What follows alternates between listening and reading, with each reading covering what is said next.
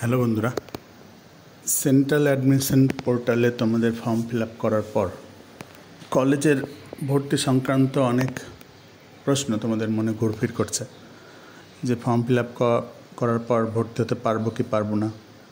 আবার যে ডেট বাড়ানো হলো 15 তারিখ পর্যন্ত, সেটা কেন করা হলো, এবং এই যে অর্ডারগুলো যেগুলো ক্যাটাগরির জন্য দেওয়া হয়েছে, বিশেষ করে ওবিসি ক্যাটাগরি যারা আছো, এসসি এসটি বা জেনারেল তাদের কোনো ব্যাপার না, তাদের কি হবে, বা আদৌ যে ফর্ম ফিল আপ করেছো সেটা গ্রহণযোগ্য হবে কি না। তো সেই সব প্রশ্ন আর তোমাদের যে অ্যাডমিশন লিস্ট বেরাবে, তারপর টাকা কাটাবা, কীভাবে ভর্তি হবা, কীভাবে ভেরিফিকেশান হবে, সব কিছুর প্রশ্ন উত্তর আজকে এই ভিডিও দেওয়ার চেষ্টা করব। তো মেন যে প্রশ্নটা তোমাদের মধ্যে এখন ঘুরপির করছে যে ফর্ম ফিল আপ করার পর কি আবার রিসাবমিট করতে হবে, বা যে ফর্মটা ফিল আপ হয়েছে সেটা কি আবার নতুন করে এডিট করার ব্যাপার আছে। তো এইসব প্রশ্নগুলো তোমাদের হোয়াটসঅ্যাপে অনেক ঘুরে বেড়াচ্ছে, যাদের কাজই হলো শুধু ভুল তথ্য পাস করা, কিন্তু সঠিক পথটা না দেখিয়ে তোমাদের ভুল তথ্য পাস করে তোমাদেরকে বিভ্রান্ত করছে। তো আমি চেষ্টা করছি যতটা পারবো আমার অভিজ্ঞতা দিয়ে আর যা তথ্য রয়েছে ওয়েবসাইটে সেগুলো দিয়ে তোমাদের হেল্প করার। তোমরা এগুলো কলেজ থেকে ভেরিফাই করাতে পারো, কলেজে ফোন করে জানতেও পারো, বা কলেজে গিয়েও জানতে পারো এই তথ্যগুলো, যেগুলো আমি এই পোর্টাল থেকেই দিব, পোর্টালের বাইরে কিছু বলবো না। তো দেখো, এখানে প্রথমে পোর্টালটা অন করার পরেই এই পপ আপ মেনুটা আসবে, যেখানে এই পেজটাতে ইম্পর্টেন্ট মেসেজ যেটা আছে সেখানে 2 নম্বর প্রথম কলামে তো বলা হয়েছে যে যারা ক্যাটাগরি ডিটেলস ফিল আপ করেছো তাদের আর নতুন করে ক্যাটাগরি ডিটেলস দিতে হবে না, প্লাস তোমাদের নতুন করে যারা ফর্ম ফিল আপ করছো আর কি 15 তারিখ পর্যন্ত ডেট আছে, তাদেরও আর ক্যাটাগরি ডিটেল নেওয়া হবে না তাদের কাছ থেকে। Category detail are not being collected, এটা চলতে থাকবে এরকম করেই। আর যারা অলরেডি দিয়ে ফেলেছো ক্যাটাগরি ডিটেলস, তাদের এখানে যদিও বলা হয়েছে রিসাবমিট করতে, কিন্তু দেখো তার নিচে একটা কলম 3 নম্বর লাইন দেওয়া হয়েছে, যেখানে applicant will be notified and linked will be made available to submit and or modify category detail if required. যদি দরকার হয় তাহলে তোমাদের একটা লিঙ্ক অবশ্যই দিবে এবং সেটা তোমরা সেখান থেকে মডিফাই করতে পারবে। তো এখন আমি আমার অভিজ্ঞতা থেকে বলছি, যারা ফর্ম ফিল আপ করে দিয়েছে অলরেডি, তাদের যে প্রিন্ট আউটটা বেরিয়েছে অ্যাপ্লিকেশনের, সেটার প্রিন্ট আউট দেখবে এবং এখন লগ ইন করার পর আবার একটা প্রিন্ট আউট নিয়ে নেবে বা প্রিন্ট আউট দেখবে। তাতে দেখবে ক্যাটাগরির ডিটেলসটা পুরোপুরি অমিট করে দেবে, পুরোপুরি মুছে দেওয়া রয়েছে। ক্যাটাগরির ডিটেলস নামে কোনো কলামই নাই, অর্থাৎ এসসি এসটি ওবিসি কিংবা জেনারেল যারা করেছিল ফর্ম ফিল আপ, তাদের ক্যাটাগরির ডিটেলসের কোনো কলামটাই নেই, পুরো কলামটাই উড়িয়ে দেওয়া হয়েছে। মানে তোমরা কোনো ক্যাটাগরির মধ্যে এখন পড়ছো না, সবাই জেনারেল, এবং সেই জেনারেলটা হিসাবে তোমাদের গ্রাহ্য হবে। প্লাস তোমাদের যখন মেরিট লিস্ট বেরাবে, মেরিট লিস্টটা তোমাদের না কোনো ক্যাটাগরি হিসাবে বেরাবে, তোমাদের বেরাবে মেরিট ইন্ডেক্স হিসাবে। এবার মেরিট ইন্ডেক্সটা কি আমি নেক্সটে বলে দিচ্ছি, আর মেরিট পয়েন্টটা কি সেটাও বলে দিচ্ছি। তোমরা যেই নাম্বারটা পেয়েছো সেই নাম্বারের ভিত্তিতেই তোমাদের ভর্তিটা হবে। আচ্ছা, এখানে লাস্টের লাইনটাও দেখে নাও। Any final decision will be subject to outcome of the pending legal proceeding and no right will accrue in favor of any applicant who may have already applied with certain category detail. তো যারা already category detail দিয়ে fill up করেছো, যাদের এখন যদিও আসছে না print আউটে, তো তাদের ভবিষ্যতে কোনো অসুবিধা হবে না, তাদের ফর্ম ফিল আপটা লাগুই থাকবে। এখানে বলাই রয়েছে, 3-4 নম্বর কলামটা ভালো করে দেখলে বুঝতে পারবে। তো যারা হোয়াটসঅ্যাপে ভয়গুলো ছড়াচ্ছ তাদের বলছি, ভালো করে পড়াশোনা করে নিয়ে তারপর ভয়গুলো ছড়িয়ে, তো আশা করি বেটার হবে ছাত্রদেরও তোমাদেরও। আচ্ছা, যাই হোক, নেক্সটে যেটা, এই পপ আপ মেনুটা কাটলে আর একটা আসবে, যেখানে রায়টা তোমাদের সুপ্রিম কোর্টে এখনও বহাল আছে, যেটা পেন্ডিংয়ে আছে, এখনও রায়টা বেরায়নি সম্পূর্ণভাবে, যে ক্যাটাগরি ডিটেলসে ওবিসিদের কী হবে। এই প্রত্যেকটা লাইন পড়লে তোমরা বুঝতে পারবে। আর লাস্টে যেটা বলা আছে যে 17 তারিখ শুরু হয়েছিল, যেটা 15 তারিখ পর্যন্ত আবার বাড়ানো হয়েছে, ফেজ 1-এরই অ্যাডমিশন চলবে, যারা যারা ফর্ম ফিল আপ করেনি করে নেবে এখনই। আচ্ছা, এবার আসি তোমাদের প্রমাণগুলো সাপেক্ষ দেখায়, যেগুলো আমি এতক্ষণ বললাম, যে যাদের অলরেডি ফর্ম ফিল আপ হয়ে গেছে তাদের আউটকামটা কী দেখাচ্ছে এখন বর্তমানে, আর অতীতে কী দেখিয়েছে। অর্থাৎ তোমাদের যে অ্যাপ্লিকেশন পেজটা তোমরা প্রিন্ট আউট করে নিয়েছো তাতে ক্যাটাগরি ডিটেলস এর আগে ছিল, এই রায়টা বেরোনোর পর আর তোমাদের ক্যাটাগরি ডিটেলস নেই। তোমরা মিলিয়ে দেখতে পারো, যেটা প্রিন্ট আউট নিয়েছো এবং বর্তমান প্রিন্ট আউটটা নিয়েও দেখতে পারো, বা পিডিএফটা দিয়েও দেখতে পারো। লগ ইন করলে তো দেখতে পাবেই। তো চলো ওই জায়গাটায় যাই, এবার দেখাই। আচ্ছা দেখো, এটা দেখলে বুঝতে পারবে এটা একটা ক্যান্ডিডেট যে অ্যাপ্লাই করেছিল 19 জুন 2025-এ। তো সেক্ষেত্রে যখন অ্যাপ্লাই করে তখন তার ক্যাটাগরি ডিটেলসটা এখানে দেওয়া হয়েছিল, কিন্তু এখন ওর যে পার্সোনাল ইনফরমেশান বা অ্যাপ্লিকেশন ফর্মটা যেটা যদি পিডিএফ ডাউনলোড করি, তো তাতে দেখলে বুঝতে পারবে। দেখো, এখন ক্যাটাগরি ডিটেলস পুরোটাই উঠিয়ে দেওয়া হয়েছে, মানে ক্যাটাগরি ডিটেলসের কলামটাই নেই। এটা সবার ক্ষেত্রেই, শুধুমাত্র এর ক্ষেত্রে না, ওবিসি বলে না, ওবিসি, এসটি, এসসি, এমনকি জেনারেল কারোই ক্যাটাগরি ডিটেলস নেই। প্রত্যেকেরই এই জায়গাটা অমিট করা হয়েছে, এই জায়গাটা আর নেই। তো এই নিয়ে ভাবার কিছু নাই, কারোই নেই, কারণ সুপ্রিম কোর্ট থেকে যতক্ষণ না ফুল অর্ডারটা আসছে ততক্ষণ ক্যাটাগরি নিয়ে কোনো প্রশ্নই হবে না। এবার অনেকের মনে প্রশ্ন আসছে, যারা এসসি এসটি তারা কেন অগ্রাধিকার পাবে না। তো যতক্ষণ না রায়টা বেরাচ্ছে তো তাদের ক্ষেত্রে তো এটার প্রযোজ্য থাকবে না যে তাদের অগ্রাধিকার থাকবে। রায়টা যতক্ষণ না বেরাচ্ছে ততক্ষণ তোমাদের মেরিট ইন্ডেক্সের ভিত্তিতেই হবে। এর মেরিট ইন্ডেক্সটা তোমরা পাবে কোথায় বা তোমরা বুঝতে পারবে কিভাবে? দেখবে যে প্রিন্ট আউটটা পেয়েছো তার লাস্ট পেজে দেখবে যে কলেজ অ্যাপ্লাই করেছো, যে সাবজেক্ট অ্যাপ্লাই করেছো, সেই সাবজেক্টের ভিত্তিতে তোমার মেরিট ইন্ডেক্সটা পাশেই দেওয়া আছে। তো মেরিট ইন্ডেক্স যদি তোমার বেশি থাকে তো তুমি নিশ্চয়ই আগে চান্স পাবে, প্রথম রাউন্ডে হয়তো চান্স পেয়ে যেতে পারো যদি বেশি থাকে, তো সেই কলেজ অনুযায়ী আর সেই সাবজেক্ট অনুযায়ী।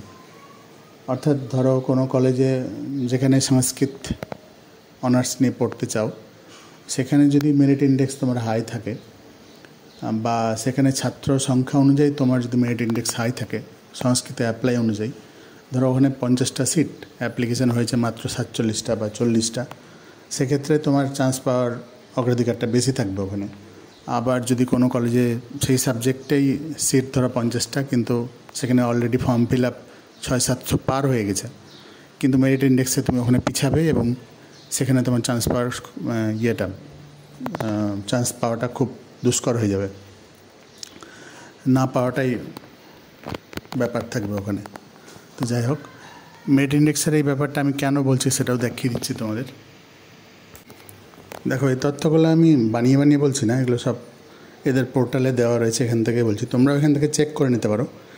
এখানে দেখবে FAQ বলে একটা অপশান আছে, ফ্রিকুয়েন্টলি আস্কড কোশ্চেন, যেগুলো তার মধ্যে দেখবে প্রথম যে জেনারেল অ্যাডমিশন রিলেটেড কোয়ারি, সেখানে কোশ্চেন নাম্বার 27-এ যাই প্রথমে। না, আমি কিছু মার্ক করে রেখেছি, সম্পূর্ণটাই পড়ে দেখতে পারো তোমরা। যদি ধরো কারো রেজিস্ট্রেশন করার সময়, আমি ভাইটালগুলো বলে দিচ্ছি, জন্ম তারিখ ভুল দেওয়া হয়, তাহলে কি সংশোধন করা যাবে? তো এখানে বলা হয়েছে হ্যাঁ করা যাবে, জন্ম তারিখ এডিট করা যাবে। আচ্ছা, এরপর যাই 52 কোশ্চেনে, মেরিট লিস্ট কীভাবে প্রস্তুত হবে। তো এখানে দেখো বলা হয়েছে মেরিট লিস্ট উচ্চতর থেকে নিম্নতর মেরিট ইন্ডেক্স অনুযায়ী প্রস্তুত হবে। বুঝতে পারলে এবার আমি কেন বললাম ইন্ডেক্সের কথা? মেরিট ইন্ডেক্সটা এটা উচ্চতর থেকে নিম্নতর, মানে তুমি যত বেশি, যার মেরিট ইন্ডেক্স যত বেশি সে আগে চান্স পাবে। তো ওটাই এখানে বলা হয়েছে উচ্চতর থেকে নিম্নতর, এটা খেয়ালে রাখবে। যার বেশি আছে সে আগে চান্স পাবে।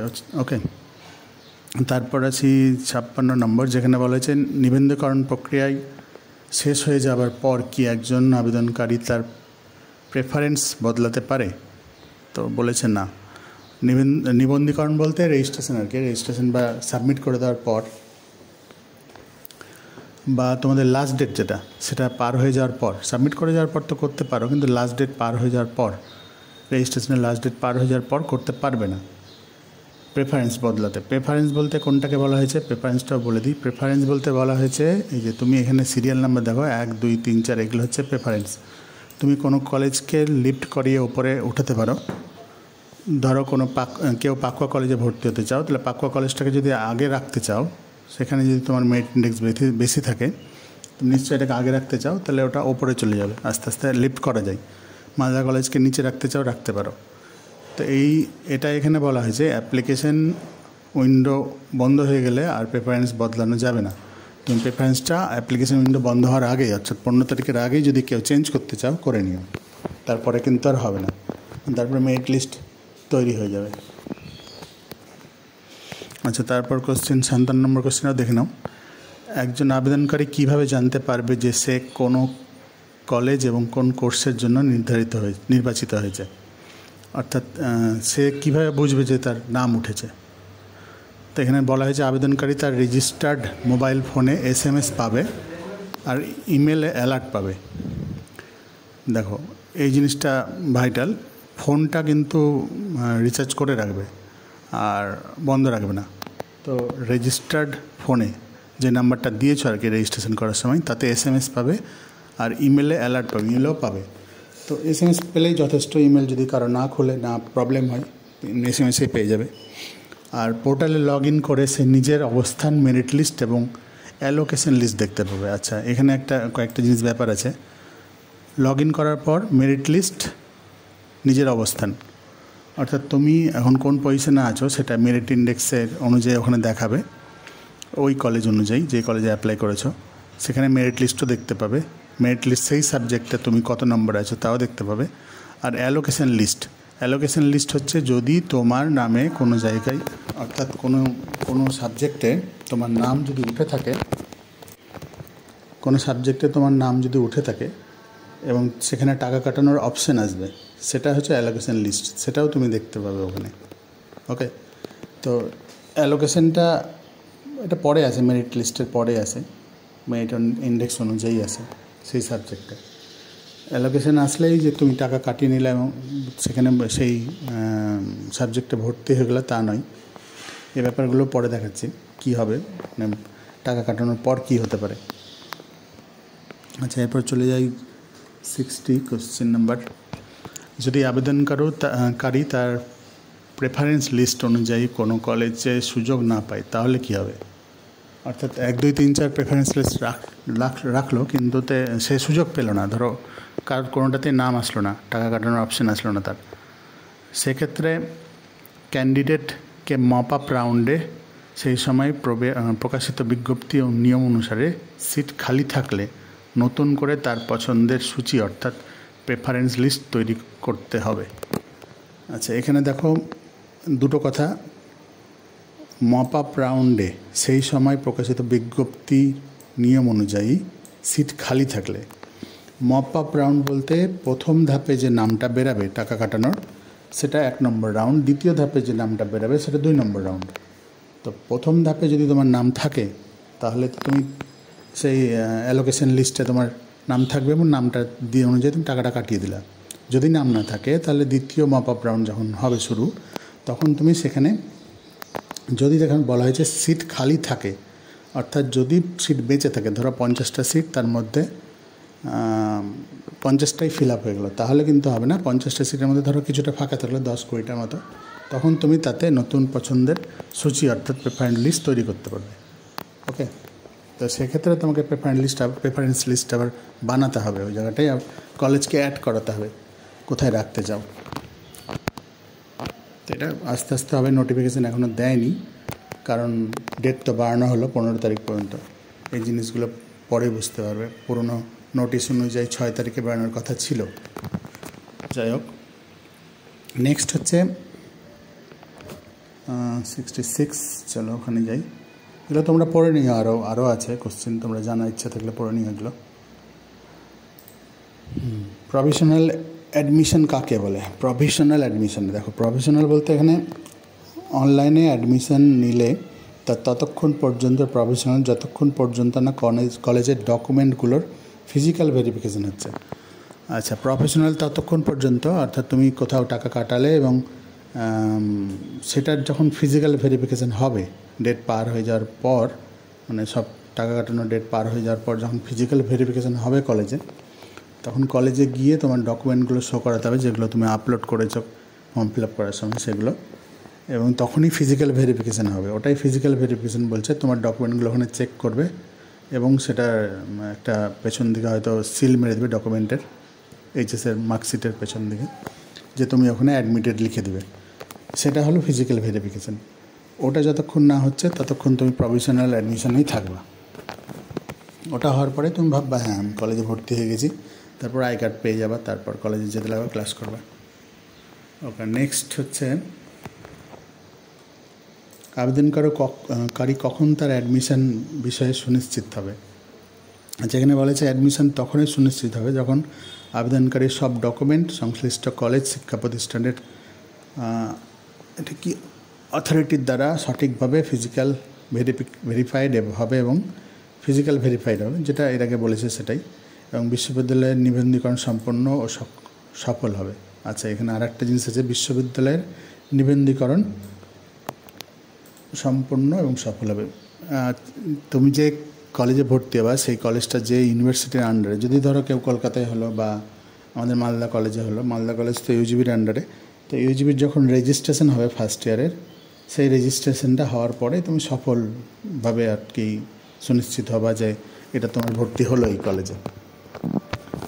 তো ফিজিক্যাল ভেরিফিকেশন তো হবেই, ক্লাস তো করবাই, তারপরে আবার রেজিস্ট্রেশনটা হবে, তারপরে তুমি সুনিশ্চিত হবা।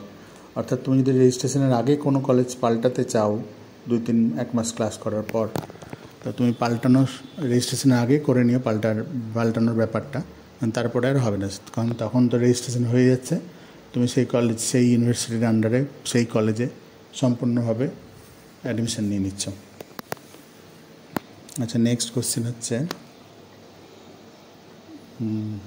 আচ্ছা এখানে বলেছে স্যার আমি ভুল করে আমার প্রথম পছন্দের কলেজ প্রেফারেন্স লিস্টের 2-তে দিয়েছিলাম, কিন্তু আমি লিস্টের প্রথম কলেজে সিলেক্টেড হয়েছি। অর্থাৎ ওই যে বললাম 1 নম্বর 2 নম্বর ব্যাপারটা থাকছে এখানে, যে কলেজে আগে দেবে সেটা আগে চান্স পাওয়ার ব্যাপারটা থাকে। হ্যাঁ, আচ্ছা যাই হোক, আবেদনকারী আবার এর দিয়েছে, কিন্তু আমি লিস্টের প্রথম কলেজ সিলেক্ট হয়েছি, আমি আমার প্রথম পছন্দের কলেজে ভর্তি হতে চাই, যেটা আমার প্রেফারেন্স লিস্টে 2-তে আছে, আমি কি করব। আচ্ছা, এখানে বলেছে বরাদ্দ হওয়া সিটের নিচে থাকা সমস্ত পছন্দ পরবর্তী রাউন্ডে গ্রাহ্য হবে না। আচ্ছা, নেক্সট রাউন্ডে 2 নম্বর রাউন্ড যদি হয় তো তাতে প্রেফারেন্স লিস্ট গ্রাহ্য হবে না। যাই হোক, আবেদনকারী আবার নতুন করে মপ আপ রাউন্ডে আবেদন করতে পারবে যদি আগের ফেজে সে ভর্তি না হয়ে থাকে। আচ্ছা, আবেদন করতে পারবা যদি তুমি ভর্তি না হয়ে থাকো প্রথম রাউন্ডে।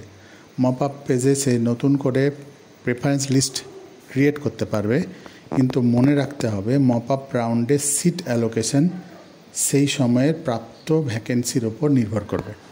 অর্থাৎ মপ আপ রাউন্ড 2-তে যদি সিট সংখ্যা বেঁচে থাকে তাহলে তুমি ওখানে ভর্তি হওয়ার চান্সটা পাবা, যে কলেজে তোমার ভর্তি হওয়ার ইচ্ছা। আচ্ছা, নেক্সট কোশ্চিন, যদি আমি সিলেক্টেড কলেজের ডকুমেন্ট ভেরিফিকেশান করিয়ে নিই তারপরে কি আমি মপ আপ রাউন্ডে আবেদন করতে পারবো? ডকুমেন্ট ভেরিফিকেশান করার পর হ্যাঁ বলা হয়েছে, আবেদনকারী ফিজিক্যাল ভেরিফিকেশানের পরে মপ আপ রাউন্ডে আবেদন করতে পারবে, পারবা, ভর্তি হওয়ার চান্স থাকছে। 80। আচ্ছা, এখানে সাবজেক্টের কথা বলেছে,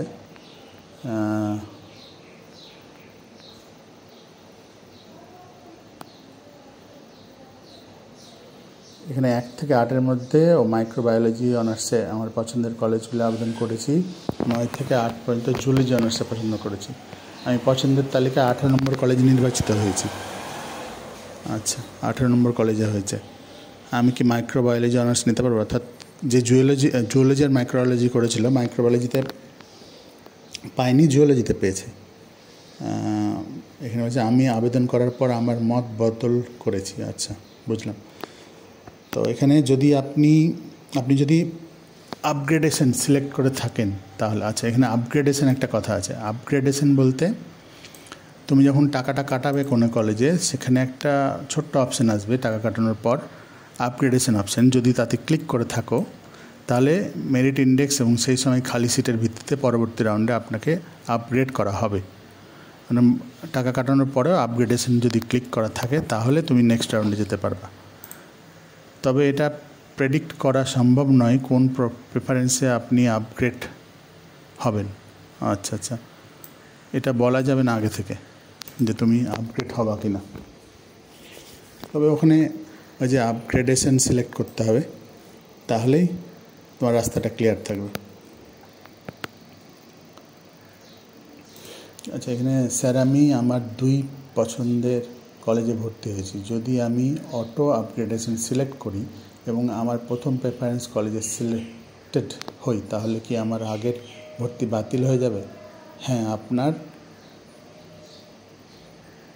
পূর্ববর্তী ভর্তি অটো ক্যান্সেল হবে। আচ্ছা, আগের যেটা ভর্তি হয়েছে সেটা অটোমেটিক ক্যান্সেল হয়ে যাবে যদি তুমি আপগ্রেডেশন সিলেক্ট করে থাকো, অটো আপগ্রেডেশন, এবং তোমার নামটা যদি সেখানে চলে আসে। তো এই জিনিসটা পরে বুঝতে পারবে, তোমাদের মেরিট লিস্টটা বেরাক, তারপর এটা ঠিকঠাক ক্লিয়ার হবে তোমাদের কাছে। এখানে বলেছে যে আমি খুব ভাগ্যহীন, আমি প্রথম মেরিট লিস্টে কোনো সিট পাইনি, এত নামে উঠিনি, আমি এখন কি করব? দ্বিতীয় লিস্টের জন্য অপেক্ষা করব নাকি মপ আপ রাউন্ডের জন্য অপেক্ষা করতে হবে? এখানে হচ্ছে আপনাকে সিট অ্যালটমেন্টের জন্য ফেজ 1-এ দ্বিতীয় রাউন্ডের জন্য অপেক্ষা করতে হবে। আচ্ছা, প্রথম ফেজেই দ্বিতীয় রাউন্ড, তাতে যদি নাম ওঠে তো ভালো। আপনি মপ আপ রাউন্ডে ভবিষ্যতের সিট অ্যালটমেন্ট এবং এর জন্য বিবেচিত হবেন। সিট অ্যালটমেন্টের জন্য তোমার নামটা থাকতে পারে।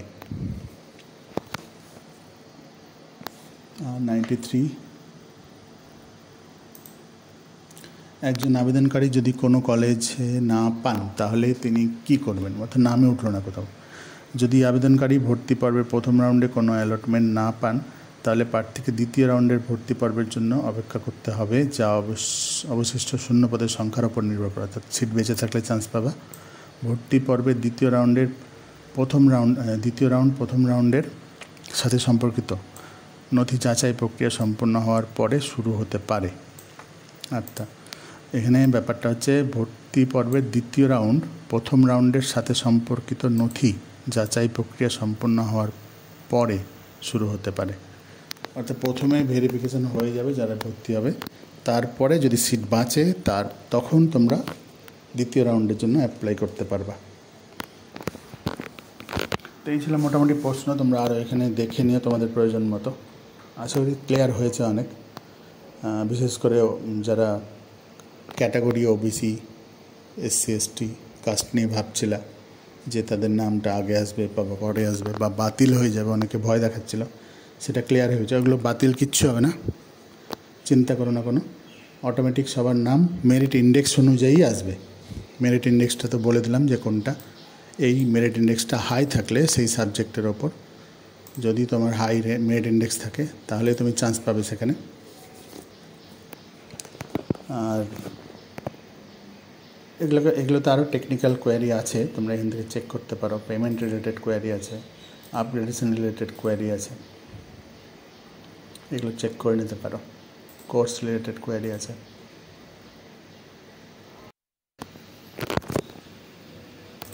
আচ্ছা, আমার কাছে 2024-এর স্ক্রিন রেকর্ড করা একটা ভিডিও আছে, আমারই ভিডিও, তো সেটা তোমাদের দেখিয়ে দিই, তাহলে বুঝতে পারবে যে কীভাবে অ্যাডমিশন প্রক্রিয়াটা নেক্সট হবে আর কি, মেরিট লিস্ট বেরোনোর পর।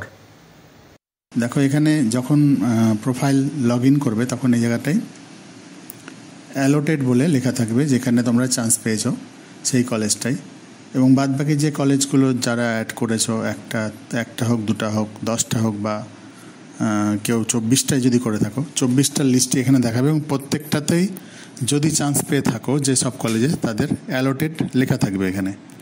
এবং অ্যালোটেড যেটাতে লেখা থাকবে তার পাশেই দেখবা এই জায়গাটায় যেখানে টাকার অ্যামাউন্ট দিয়ে তোমাদের অ্যাডমিশন ফি আর কোর্স টোটাল ফি সেটা দিয়ে টেক অ্যাডমিশন বলে একটা অপশান থাকবে, যেখানে তোমাদের টাকাটা কাটাতে হবে লগ ইন করার পরে। তো এই সব কিছু টাকা কাটানো, মেরিট লিস্টে নাম আসা এবং অ্যালোটেড লেখা থাকাটা আর কি প্রয়োজন, তারপরে এই অপশানগুলো আসবে।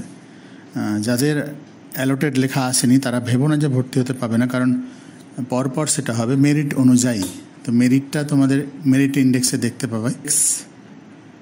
মেরিট ইন্ডেক্স যেটা, সেটা র্যাঙ্ক অনুযায়ী তোমার দেওয়া থাকবে যে তোমার কত পেয়েছো টোটাল, বেস্ট অফ 4, সেটাকে 4 দিয়ে ভাগ করে যেটা আসবে আর কি পার্সেন্টেজ, সেটা এখানে দেখাবে এবং সেটা অনুযায়ী তোমার মেরিটটা নির্ধারণ হবে। তোমার থেকে যদি কেউ বেশি পেয়ে থাকে তো নিশ্চয়ই তার আগে হবে অ্যাডমিশনটা। তুমি যদি কম পেয়ে থাকো তো পরপর সেইভাবেই চলবে। তুমি তোমার লিস্ট, তোমার যখন নাম আসবে তখন এখানে অ্যালোটেড লেখা থাকবে। তো অ্যালোটেডের পর যেটা করতে হবে আর কি, টাকা কাটানোর জন্য টেক অ্যাডমিশনে ক্লিক করার পরেই দেখো এখানে বলা হয়েছে, বাংলায় বলে দিয়েছে, যদি আপনি ভর্তি প্রক্রিয়ার পরবর্তী রাউন্ডে আপনার প্রেফারেন্স লিস্টে অটো আপডেশন চান তাহলে ইয়েস নির্বাচন করুন। তো এটা ইয়েস করে রাখবে। তারপর নিচে যে টোটাল টাকাটা যেটা তোমার লাগছে আর কি, সেই অ্যাডমিশন ফিটা দেখাবে। তারপর প্রসেসে ক্লিক করতে হবে। তুমি যে সাবজেক্টটা নিয়েছো সেই সাবজেক্টটা এখান থেকে শো করবে। আচ্ছা, তার নিচে যখন এই প্রসিডে ক্লিক করবা তারপরেই তোমার অপশান আসবে প্রসিড টু পেমেন্ট, বা অর্থাৎ তোমার যে টাকাটা কাটাতে হবে তার পাশে আই এগ্রিতে ক্লিক করার পর প্রসিড ফর পেমেন্ট এখানে ক্লিক করলেই তোমার অপশান দিবে ব্যাংক থেকে টাকা কাটানো কিংবা ফোনপে হাসিল করার সময় দিয়েছো। আচ্ছা, এবার আরও কয়েকটা ব্যাপার আছে, একটু বলে দিই। যখন তোমরা অ্যাডমিশন হচ্ছ আর কি, এই অ্যাডমিশন হওয়ার সময় যদি কারো 2টো কলেজ কিংবা 3টে কলেজ বা মন মতো কলেজ হয়তো পেলে না, পরে আসবে, এরকম হয়ে থাকে, তা আগে যে কলেজটা আসছে অ্যাডমিশন তাতে হয়ে যেও। কারণ আমি দেখেছি বিগত কয়েক বছরে এরকম, আমার অভিজ্ঞতা থেকে বলছি, যারা ধরো ভর্তি হয়নি প্রথম নাম আসার পরেও, মেরিট লিস্টে নাম আসার পরেও, তারা কিন্তু পরে পস্তেছে, তাদের আর ভর্তি হতে পায়নি মন মতো কলেজে হোক বা যাতেই হোক। কারণ প্রত্যেকের রেজাল্ট তো ভালো, মেরিট অনুযায়ী যারা আগে পাচ্ছে তারাই পাবে। সিট যদি ফিল আপ হয়ে গিয়ে থাকে অনার্সের ক্ষেত্রে তখন তো আর পাচ্ছে না। তাই যাতে প্রথম নাম আসবে চেষ্টা করো তাতে ভর্তি হয়ে যাওয়ার। তারপরে নেক্সটে যখন নাম আসবে কোনো সাবজেক্টে তখন কি করতে হবে, তুমি টাকার কথা হয়তো ভাবছো যে টাকাটা ফেরত পাবা কিনা। টাকাটা ফেরত পাবা, কীভাবে পাবা সেটাও বলে দিচ্ছি। দেখো এখানে বলা হয়েছে এক জায়গায়, যেখানে তুমি যদি চান্স পেয়ে থাকো কোনো আর একটা কলেজে অ্যাডমিশন হয়ে থাকো, দেখো এখানে দেখাচ্ছে একজন অ্যাডমিশন হয়ে আছে, অ্যাডমিটেড দেখাচ্ছে, আর একটা অ্যালোটেড লেখা উঠেছে এক জায়গায় ওর আর একটা কলেজে সাবজেক্ট অন্যতে। তো ও যদি চায় যে এখানে ভর্তি হবে যেখানে অ্যালোটেড লেখা আছে এখন, তো ভর্তি হতে পারে। সেক্ষেত্রে কি হবে, তার যে যে পূর্বে যে টাকাটা কাটিয়েছে অন্য কলেজে, সেই টাকাটা যদি বেশি থাকে তাহলে অ্যাডজাস্ট হয়ে যাবে, মাইনাস হয়ে সেটা ব্যাংকে ঢুকে যাবে। আর যদি কম থাকে তাহলে যে টাকাটা লাগছে এক্সট্রা সেটা তোমাকে পে করতে হবে। ঠিক আছে, দেখো এখানে বলে যে যদি কোনো ব্যালেন্স অ্যামাউন্ট থাকে তাহলে সেটাই কেবল পেমেন্ট করতে হবে, অর্থাৎ এক্সট্রা যেটা টাকা সেটাই পেমেন্ট করতে হবে। ও অ্যাডমিশন ফি এখানে 2400 অলরেডি পেড, 1630, তাহলে 770 টাকা এক্সট্রা যেটা সেটাই তাকে পেড করতে হচ্ছে যদি অন্য কলেজে আবার অ্যাডমিশন নিতে চাই। এখানে অ্যাডমিশন হয়ে যাওয়ার পর কলেজ যেটা প্রেফার লিস্ট থাকবে তাতে বাই অর্ডারে তোমাদের অ্যাডমিটেড লেখা থাকবে এবং সেখানে অ্যালটমেন্ট লিস্টও পেয়ে যাবে। আর চালানটা যেটা তোমরা অ্যাডমিশন হয়েছো সেই চালানটাও তোমরা এখান থেকে ডাউনলোড করতে পারবে। তো চলো এবার প্র্যাকটিক্যাল একটা করে দেখাই, তাহলে বুঝতে পারবে। যদিও এখনও সার্ভার প্রবলেম চলছে।